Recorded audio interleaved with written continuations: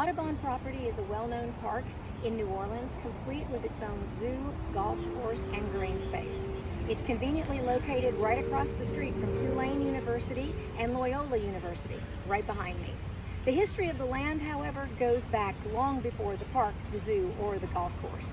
From plantations to a World's Fair to the beautiful green space that you see before you today, Audubon property has always had a special place in New Orleans history.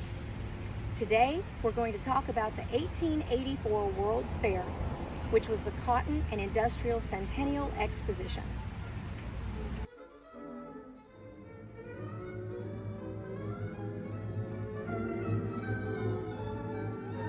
From December 16, 1884 to June 1, 1885, the world's industrial and cotton centennial exposition was right here. Huge wooden structures were all over this land, and lighted paths were put down to mark people's way. In 1884, this fair was a big deal. Why did they bring the cotton fair to New Orleans? They brought the cotton fair to New Orleans because at that time, all of the world's cotton, 1/3 of it, passed through New Orleans.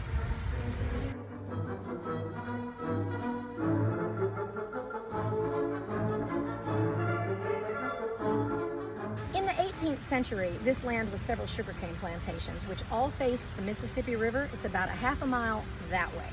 One of those plantations was owned by Etienne de Boré.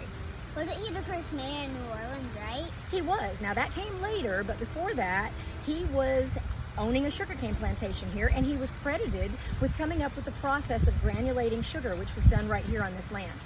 That made the crops more profitable and made the economy more favorable. Wasn't this part of the plantation?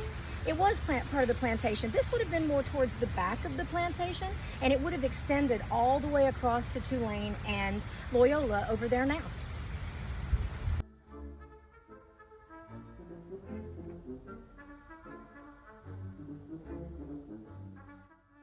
In the 19th century, once again, this land held world-altering events. The Confederate soldiers trained here at the start of the Civil War, and by 1863, Benjamin Spoon's Butler had taken over and made it a Union hospital. The Buffalo soldiers trained here too. That's right, the Buffalo soldiers did train here, and they are commemorated by a plaque. They were African-American soldiers who trained here right after the Civil War. Now, by 1871, the city of New Orleans had bought this land for $800,000. Now they just needed the money to repurpose it. Enter the 1884 Cotton Exposition.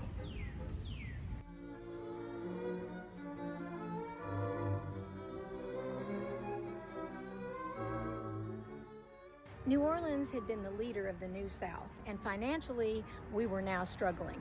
National attention could bring us back to the forefront.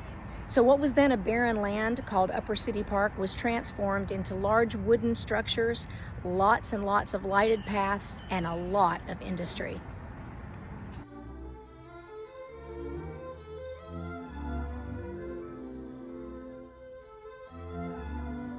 Let's pretend it's 1884.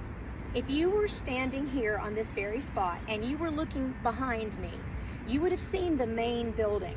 Now keep in mind, in 1884, this fair was small compared to things yet to come, but the main building was 33 acres. It was 1.7 million square feet.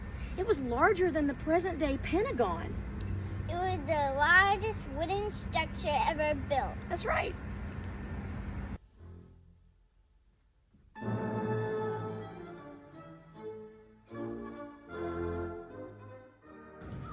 You'll notice that we're on Exposition Boulevard. It's actually more of a sidewalk than a boulevard, but back in that day it would have been covered with shells so that the horse-drawn carriages bringing you to the main entrance of the fair could get through. As a matter of fact, if you listen closely and you use your imagination, you can still hear the hooves bringing you in your private carriage to the fair. Look, you can still see the wall that was made to protect the park.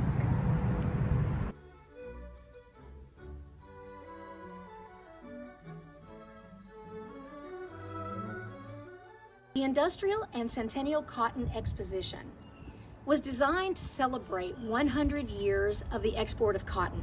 It was really to convince people in the North who might invest in the South that we no longer had racial dissension and that we were eager to industrialize. So we had foreign and U.S. displays set up all over the land. From the smallest spool of thread to the largest locomotive was on display. Let's go back in time to the fair. Are you ready? 3, 2, 1.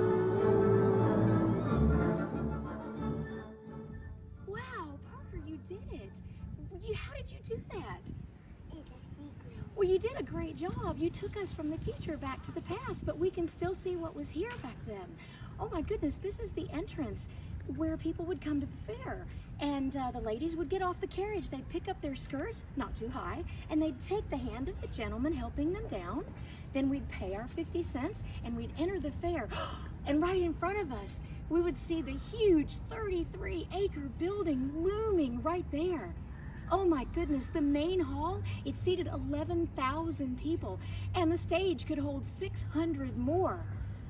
And for the first time in the fair history, there's an elevator that takes people to the second floor, and electric lights illuminated inside and outside, presented by the Edison Company. So the fair can be opened at night. Right, until 9 p.m.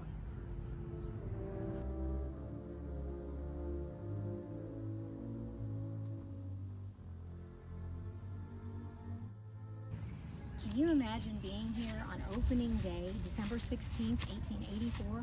All the things you would see. There'd be a parade that would have started way down by Canal Street, and it would have come all the way up here, and when they got here, they would have started everything. The first thing being that a telegraph would be sent to the President of the United States, Chester A. Arthur, and he would push a button there in Washington, D.C., starting the age of electricity. That would start all the machinery in all of these buildings, and all of a sudden, the fair began. It's an electric streetcar. That is an electric streetcar. There were demonstrations of it here in 1884, and we wouldn't see it again for 10 more years. It was led by T. Baron Thomas Lipton. That's crazy.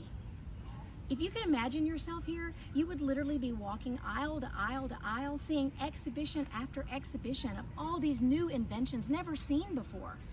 Parker, can you tell me another new invention that might have been here at the fair? A telephone. That's right, the first time a telephone was ever seen here.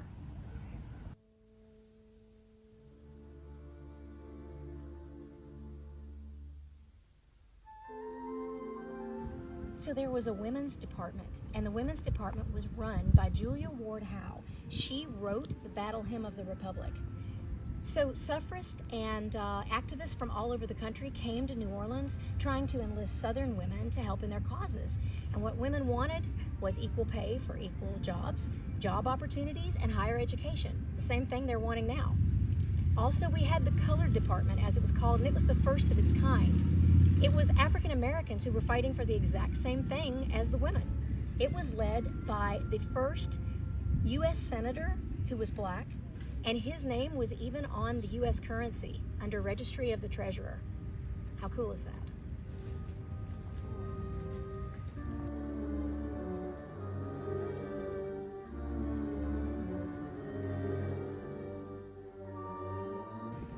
We're here at the Alley of the Oaks. These oak trees were planted as the entryway into Peter Foucher's plantation back in the 18th century. But in 1884, the visitors to the World's Fair were fascinated by all the Spanish moss and what we call the resurrection fern. The resurrection fern is green when it's rainy and it's brown when it's dry. It can change overnight. So people saw that from other places. They were just weirded out by it. As a matter of fact, my great-great-grandmother has a letter that was sent to her by a visitor she had twice who came to the World's Fair with her. She was very thankful for being at the World's Fair, but she said how beautiful the oak trees were, but that the resurrection ferns with their green to brown transformations might have been evil. Oak trees live for a long time. Yes, oak trees can live for hundreds of years, and actually New Orleans has the largest collection of oak trees in the world. Now, at one end of this oak was a horticulture hall, which was supposed to be a permanent fixture, and it actually got blown away by a hurricane in 1915. On the other end was the art hall, and the art hall would have had fine art, like an art gallery, and people at the fair were seeing fine art for the very first time. Now, I'm interested in the fact that every state had its own display and 22 countries had their own display. For instance, Philadelphia loaned us the Liberty Bell for its display, and Alabama sent us iron ore. You want to go see what happened to it in the future? Yeah, can you take us there? Yes. Are you ready? Yes. Parker, you did it again. Yep. Now, where are we? What is this? It's the iron ore. That's right. It was part of Alabama's display, and it was the iron ore sent to us from them. Over time, it became this folklore about this big meteorite that hit City Park, but it's really iron ore left over from 1884. You got somewhere else for us to go? Yes. All right, take us there. Are you ready? Yes. 3, 2, 1. Parker, where are we? See the bricks? The bricks, these are the bricks from the foundation of the main building. By April '86, all this was gone. They used it to build all the homes around Audubon Park. I bet that's all that's left now. No, there's no more. Can you take us there? Yes.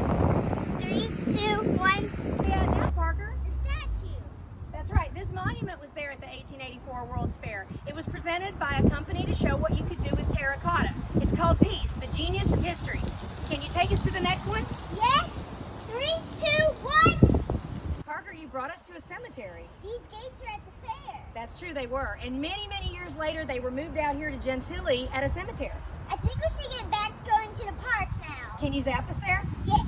3, 2, 1. During the 6 months of the Cotton Exposition, visitors were amazed by parades, balloon ascensions, musical events, special days for groups, ethnicities, and even certain states. Now, this fair, like all the other fairs, was not a financial success. As a matter of fact, it ended about $470,000 in debt, but it did give us the opportunity to develop Audubon Park and all the beautiful homes around it. So, on June 1st, 1885, the Cotton Exposition closed its gates. When do they have another fair? It would be 100 years before we'd have another World's Fair, and in both of those fairs, just like every other day in New Orleans, we showed people how to pass a good time and how to have a historic party, just like we're doing today and always will. So, just remember, in New Orleans, just like everywhere else, diverse, unique, and historic as ever, you are only one knock away from another open door.